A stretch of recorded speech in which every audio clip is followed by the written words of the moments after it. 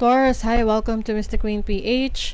At ito ang inyong weekly reading for March 31 to April 6, 2025. So if you're interested in private readings, meron tayong link sa description at sa pinned comment.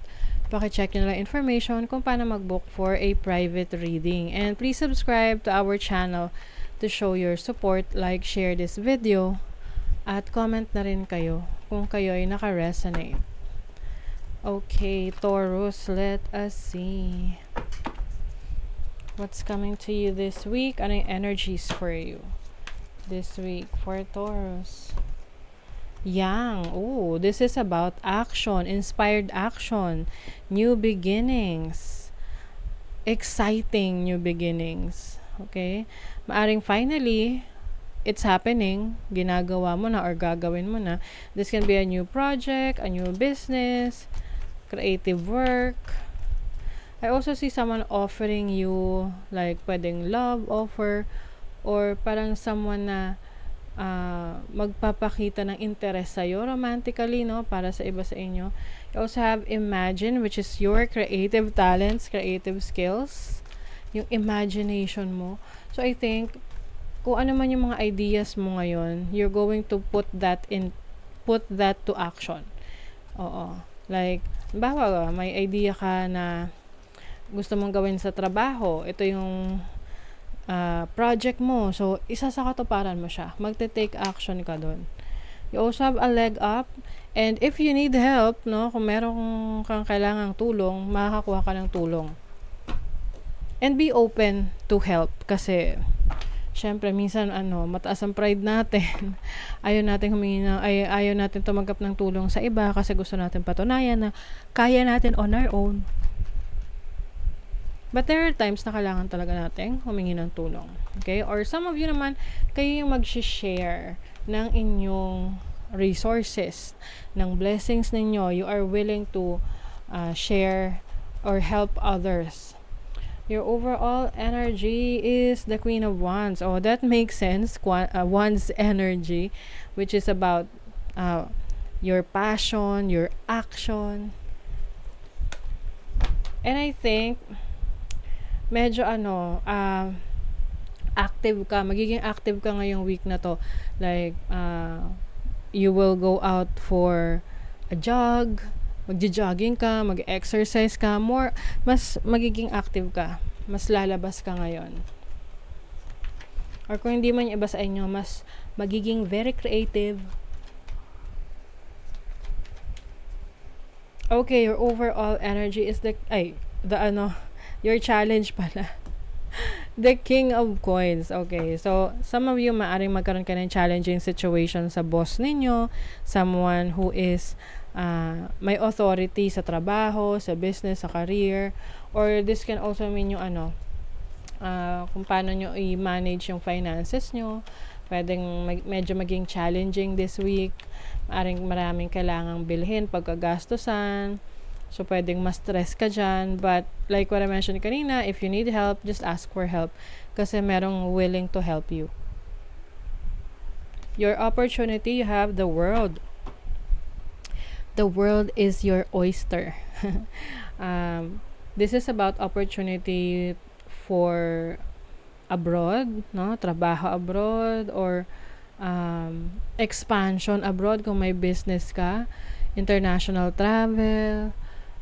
Some of you naman, this is achievement, no? So, maaaring may opportunity ka na ma-achieve mo yung mga nasimulan mo ng mabilis. Oo. Kumbaga makakita ka kaagad ng resulta doon sa mga nasimulan mo. And then, your blessing.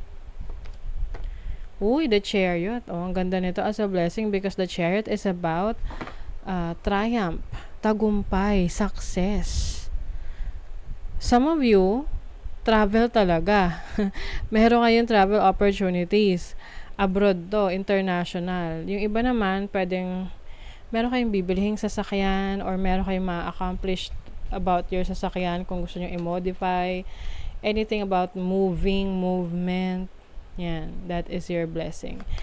What else? You have the moon in Leo in the 5th house. I think you are you are admired.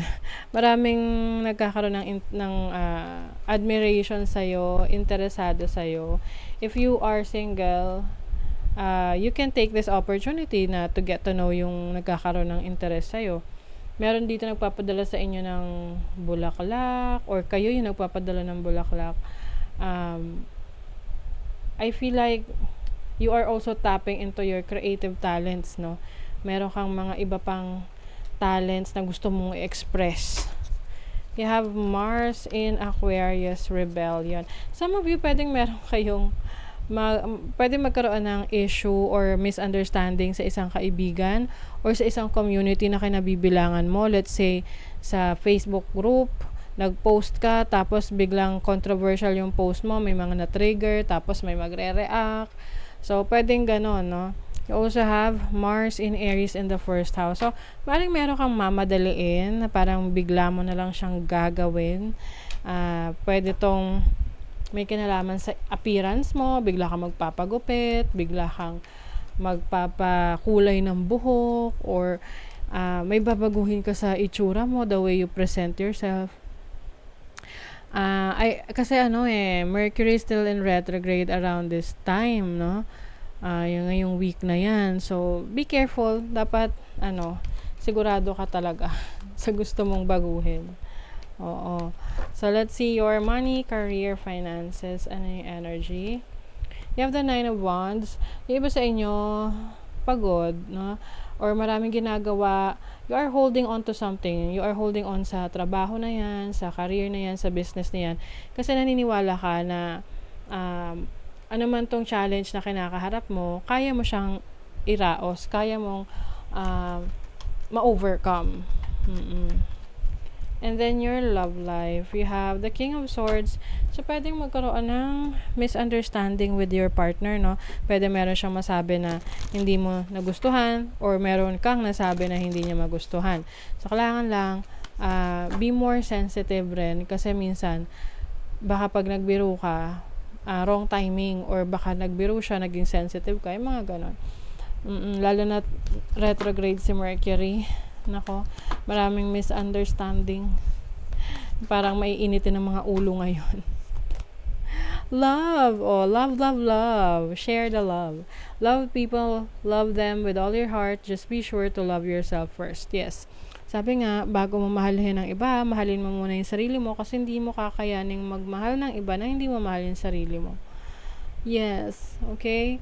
So, this is about loving yourself and sharing that love sa iba. Kasi kung mahal mo na yung sarili mo, madali na mag-share ng love sa iba. 'Di ba? So, that is your reading, Taurus. Thank you so much. See you again.